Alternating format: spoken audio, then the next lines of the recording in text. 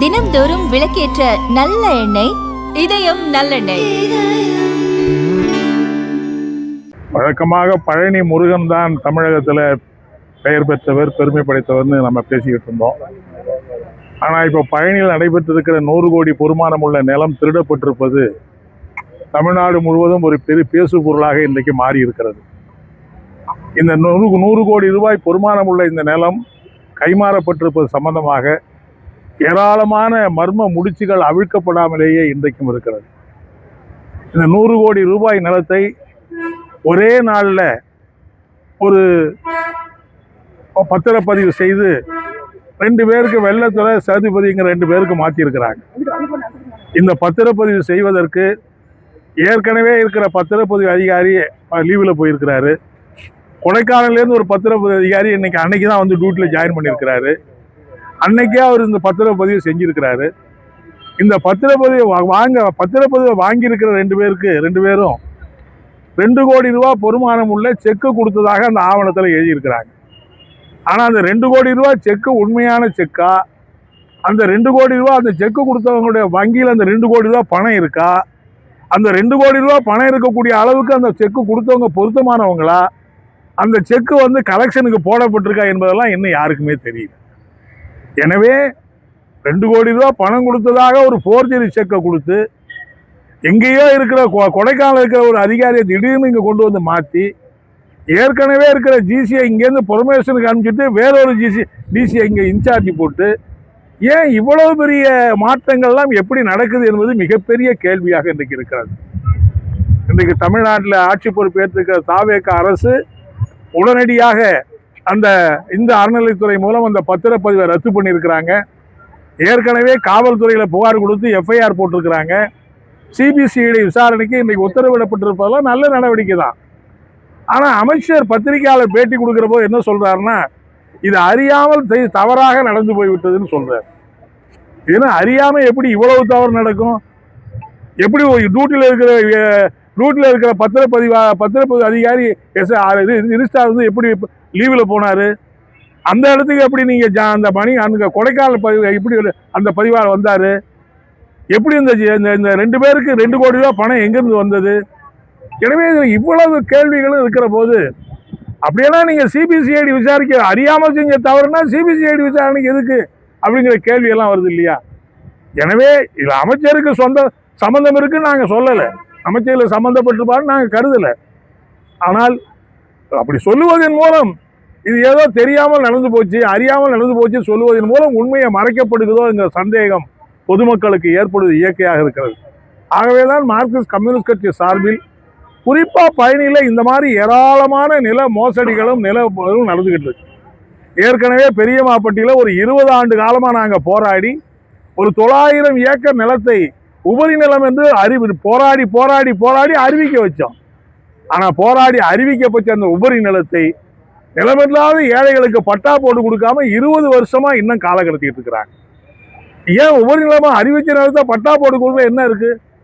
எனவே இப்படி தொடர்ந்து தமிழ்நாடு இப்படியான நில பிரச்சனை என்பது மோசமான அளவுக்கு நடந்துகிட்டு இருக்கு. அதே மாதிரிதான் பாத்தீங்கன்னா இதுல பிஜேபி ஏதோ கோயில் நிலங்களை கூட அவங்க அதாவது அறநிலைத்துறையே இருக்கக்கூடாது.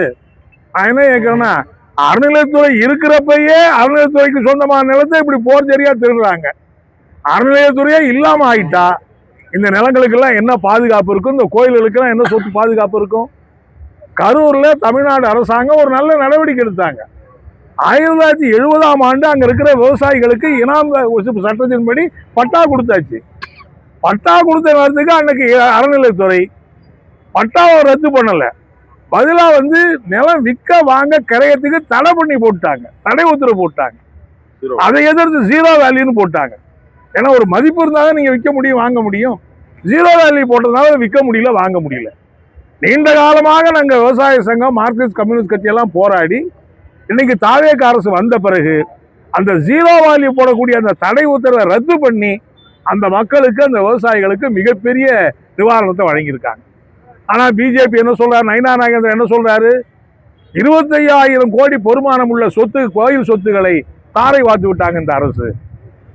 எவ்வளவு பெரிய விவசாயிகளுக்கு சொந்தமான நிலத்தை கோயிலுக்கு அதுக்கு சம்பந்தமே கிடையாது. அறநிலையத்துறை குறுக்க பூந்து ஒரு தடையானை போட்டது அவங்களுடைய தவறு. அதுதான் அது கோயில் நிலமா? அது கோயில் நிலம் 70ல ஏன் அதுக்கு பட்டா கொடுக்கணும்?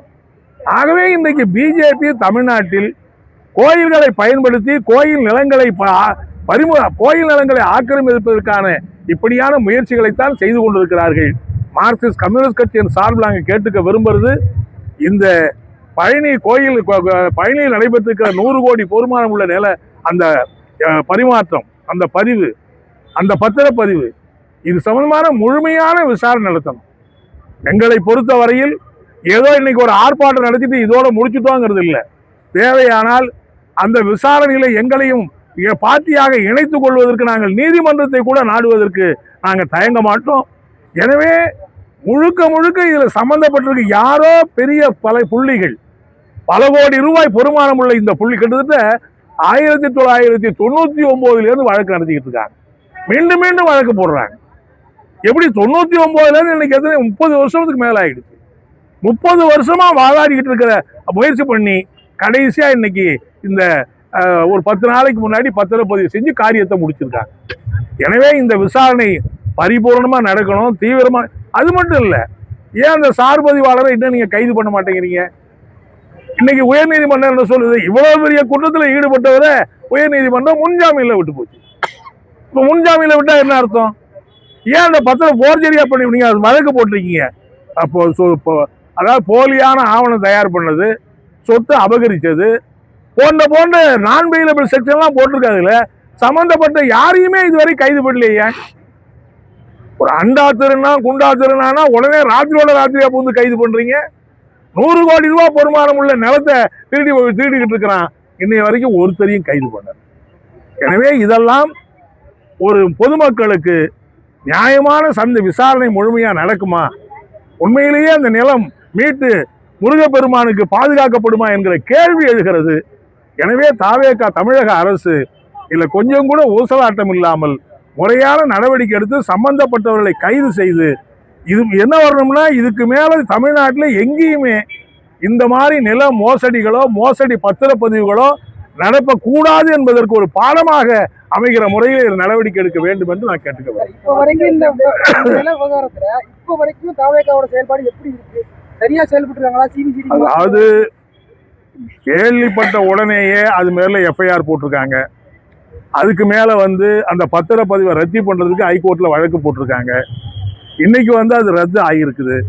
எனக்கு நேற்று முன்தினம் சிபிசிஐடி வழக்கு போட்டு விசாரணைக்கு உத்தரவிட்டு இருக்கிறாங்க.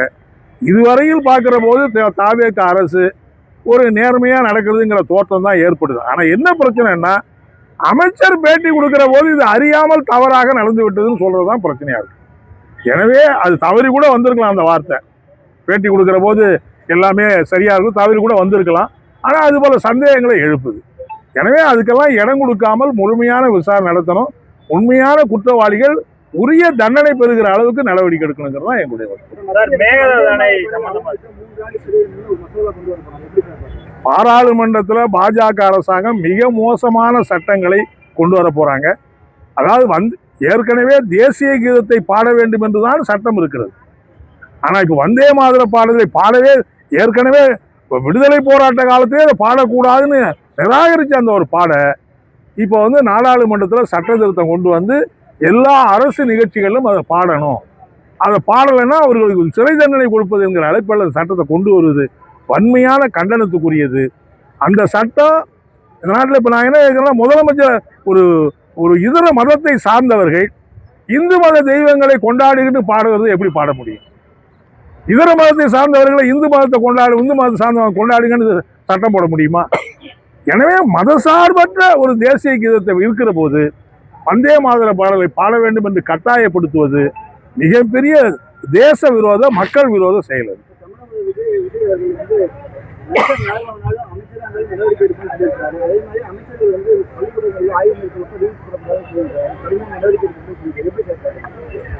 இல்ல, முதலமைச்சர் அறிவிச்சிருக்கிற அறிவிப்புகள் நாங்க லஞ்ச ஊழலை ஒழிப்பதற்கான நடவடிக்கை எடுப்போம். அமைச்சரவை கூட்டத்தில் கூட அப்படிதான் சொன்னதாக செய்திகள் வந்திருக்குது.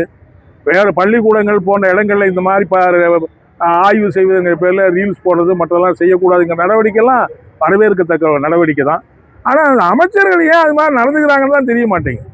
எனவே அவர் சொல்லியிருக்கிற அடிப்படையில் ஊழலை முற்றாக ஒழிப்பதற்கு வெறும் வார்த்தை சாடலாம் மட்டும். ஏற்கனவே வந்திருக்கிற ஒவ்வொருத்தரும் அப்படிதான் சொல்லியிருக்காங்க. எந்த காலத்தில் ஆட்சியில் இருக்கிறவங்க நாங்கள் ஊழலை பாதுகாப்போம்னு சொல்லியிருக்காங்க. வர்றவங்க எல்லாம் ஊழலை ஒழிப்போம்னு தான் சொல்றாங்க. ஆனால் இன்றைக்கு மக்கள் எதிர்பார்ப்பது இவர் ஊழலை ஒழிக்கணும்னு எதிர்பார்ப்பு இருக்கிறது. அந்த உறுதியோடு செயல்பட வேண்டும் என்று தான் நான் கேட்கிறேன். பத்திரிகையாளர் விஜயன் மீதான போலீஸ் நடவடிக்கை எப்படி சார் பாக்குறீங்க? அது ரொம்ப வன்மையான கண்டனத்துக்குரியதுங்க. விஜயன் பத்திரிகையாளர் மத்தியிலேயே ஒரு நேர்மையான, ஒரு ரொம்ப தன்னடக்கமான, மரியாதைக்குரிய பத்திரிகையாளர். அவர் ஏதோ ஒரு சம்பந்தப்பட்ட ஒரு யூடியூபரோட அவர் அளவலாவிட்டு இருக்காருங்கிறத காரணம் காட்டி காவல் நிலையத்துக்கு அழைச்சிட்டு போய் அவர் 2 நாளா வச்சு விசாரிச்சு அவருடைய செல்போனை அதெல்லாம் ரொம்ப ரொம்ப அராஜகத்தினுடைய உச்சம்.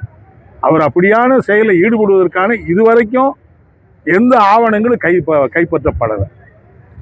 அவர் சொல்றது என்னன்னா, ஏற்கனவே ஒரு வழக்கில் கைதாகி இருக்கிற ஒருத்தரோடு இவர் தொடர்பில் இருந்தார். இப்போ நான் என்ன கேட்கணும், எல்லா பத்திரிகையாளர் ஒவ்வொருத்தரோட தொடர்பில் தான் இருப்பாங்க.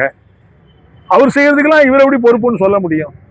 எனவே அவர் அந்த அளவுக்கு கொண்டு போய் கொடுமைப்படுத்தி இருப்பது என்பதெல்லாம் உண்மையான கண்டனத்துக்குரியது.